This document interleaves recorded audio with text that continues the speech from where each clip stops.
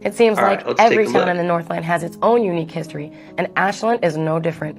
Underneath the streets of Ashland used to be an entire city, but due to a tragic accident and years of deterioration, the underground streets were filled in.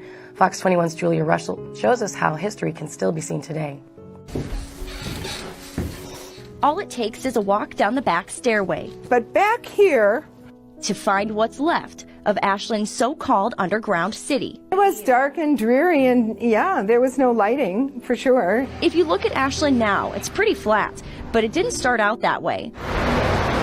In the 1800s, the town was uneven and fairly swampy. Ashland was built on ravines. When building the city, early settlers created structures that matched the natural landscape, so some businesses ended up being in the bottom of a ravine. Instead of having this deep ravine for people to walk through or to drive through or get back and forth with their horses and buggies, they started to put boardwalks in. The boardwalks were similar to railroad bridges and were built level to the top of Ashland's rolling ravines, so buildings in the valleys were underneath Ashland's main street. And pretty soon, when you got to about 100 years, the bridges that were underneath the road started to collapse. For 100 years, that's simply the way Ashland was. It took some heavy traffic. We had the trolley line, we had a bus line, we had trucks that came down this street, so it was pretty sturdy. It was a tragic accident, triggering the city to eliminate the boardwalk streets. We did have a snowplow go through, and that was when the city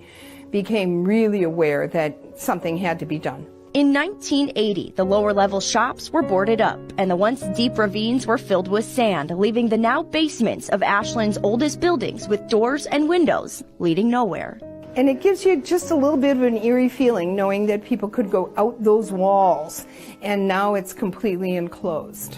There's only a handful of buildings left with lingering history hidden in the basement, two of them being Ashland's museum and the new location of the Schwamigan Food Co-op.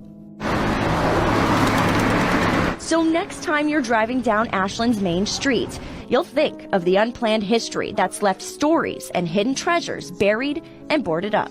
It really wasn't a system, it was just the way it ended up being built. With photojournalist Devin Elmore, Julia Russell, KQDS Fox 21.